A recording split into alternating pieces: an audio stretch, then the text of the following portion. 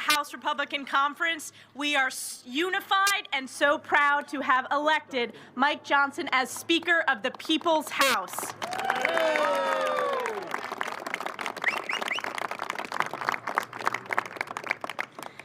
As many of you heard and the American people heard, I meant every word that I said on the House floor. I've had the opportunity to work with Mike Johnson as vice chair, and I was so humbled and honored to nominate him.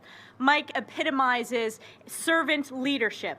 He is humble, but he is strong. He is well respected, not only across this conference, but across this great nation. And we know the stakes. We know that we were sent here on behalf of the American people to serve as their voice, to stand up for them, to push back on the failed far-left agenda of single-party Democrat rule led by Joe Biden. So we are here unified in strength to reopen the People's House, and I'm so excited to turn it over to my colleague, Tom Emmer from Minnesota, our whip. Here. Thank you, Elise. Good afternoon, everyone. Good afternoon, everyone. Afternoon. Thank you for bearing with us. I know it's been a long few weeks. From an outside point of view, these last few weeks probably look like total chaos, confusion, no end in sight. But from my perspective, this is one of the greatest experiences in the recent history of our republic. While speakers' races for the last 100 years have been conducted behind closed doors, filled with political promises and tyrannical threats against anyone who would not fall in line, the speakers' races under our House Republican majority have been open, honest, transparent, and a true display of what democracy looks like in action. It took a while for us to get here, but our conference has shown that we achieved tremendous success when we worked together as a team. And I couldn't be more proud to be part of this team with our new Speaker of the House, Mike Johnson, leading the way. Mike is a strong man of faith, a constitutional conservative, and a fierce fighter for our Republican common sense agenda. He has been a leading force on the Judiciary Committee, where he has defended Americans' individual liberties while fighting back against the Democrats' radical agenda and the Biden family's culture of corruption. He has been an important leader in our conference for nearly 3 years as vice chairman. And as Speaker, I know Mike will keep our majority united as we continue to deliver on the commitments we've made to our constituents. We've had some challenging times around here these last few weeks, but our country has endured challenging times before. And I have zero doubt that we will again. Not only will we survive, we're going to come out stronger and better because of it. And the American people can be rest assured that with Speaker Mike Johnson at the helm, our House Republican majority will keep fighting to unapologetically stand with Israel, rein in Washington's reckless spending, secure our border, and force the Biden White House and Schumer Senate along with us as we govern. If these last few weeks have proven anything, it's that we will never stop fighting. We will never give up. And I firmly believe that with House Republicans now united and ready to get back to work, as our new Speaker-elect said, our best days lie ahead. And with that, I'm going to introduce the other legend from Louisiana, our Majority Leader, Steve Scalise. Thank you, Whip.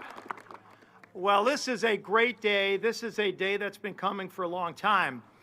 You know, if you think about what's happened these last 3 weeks, while a lot of people outside of Washington talk about dysfunction, this great group of men and women behind me have been talking about how to fix what's broken in Washington. And hasn't that discussion been coming for way too long? That's what this last 3 weeks has been about.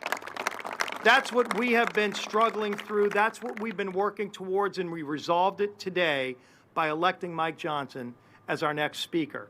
And what Mike laid out was a vision. It wasn't just core principles that he talked about today on the House floor so eloquently, but a vision for how we get not just the House back operating, but how we get Washington working better, how we fix this broken institution, and how symbolic. Mike talked in the House chamber about the symbolism of the House chamber, Moses, in God we trust, right above the Speaker's rostrum. so many other symbols, Washington, Lafayette, the history of some of the great battles, passing the 13th Amendment in that chamber. But if you look up at this Capitol dome that serves as a beacon to so many, not just here in America, but all around the world, interestingly, the last 3 weeks, the Statue of Freedom was covered in scaffolding. Just like we have been doing construction to fix this broken institution, how symbolic that the scaffolding is now coming down as we elected a new speaker to fix this institution that's had problems for decades that needed to be addressed and went ignored for way too long. I have seen this man in action since I was a state representative. For those people that don't know Mike Johnson, maybe they're looking to Google, maybe they're looking to other places. But those of us who have known Mike Johnson for a long time, and I've known him maybe longer than most, I've seen a commitment, a self-service commitment to things bigger than himself, going back to my days in the State House and when he came to Congress. Those same principles followed him. His belief, his faith that drives him so deeply, that some actually mock him for. Those are the principles that make this country so great. Those are the principles that cause people who believe in freedom all around the world to look up at that Statue of Freedom as a beacon of hope for all around the world. And what Mike Johnson is going to do for us and our country, getting us back on track. We are just getting started, but people are going to come to know and love what he represents because he fights for things bigger than himself and people who have been ignored for way too long. It is my great privilege to introduce the 45th Speaker of the House, my dear friend, Mike Johnson, the Speaker.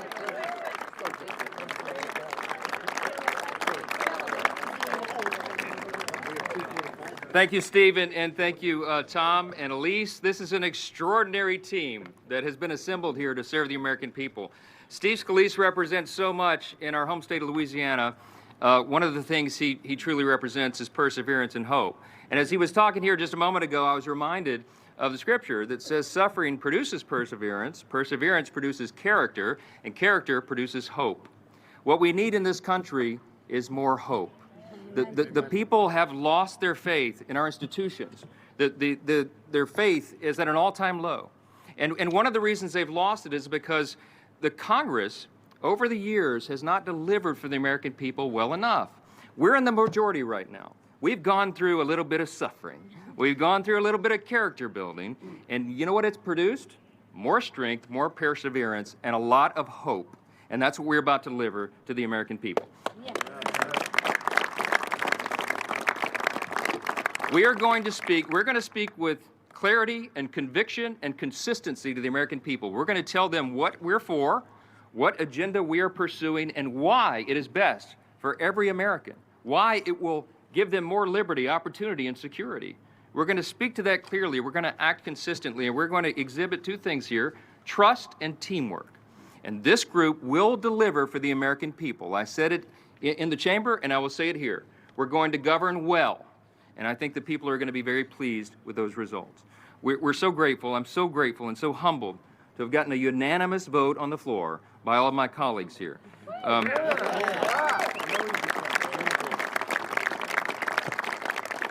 We went through a lot to get here, but we are ready to govern, and that will begin right away. You've all heard me talk a lot today, and I'm not going to belabor the point because the sun is bright and it's too warm for the fall.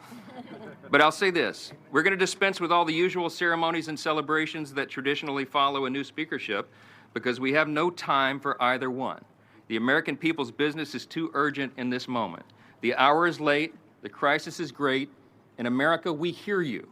And we are reporting again, as I said in there, to our duty stations. That will begin in just a few moments. This entire group is going to go back to the House floor, and we are going to pass our resolution in support of the nation of Israel, our closest ally in the Middle East. You're going to see an aggressive schedule in the days and weeks ahead. You're going to see Congress working as hard as it's ever worked, and we are going to deliver for the American people. I'm grateful for this opportunity. I want to thank you for being patient with us, and I promise you it'll be worth it. Yeah. God bless you. God bless you. Good work.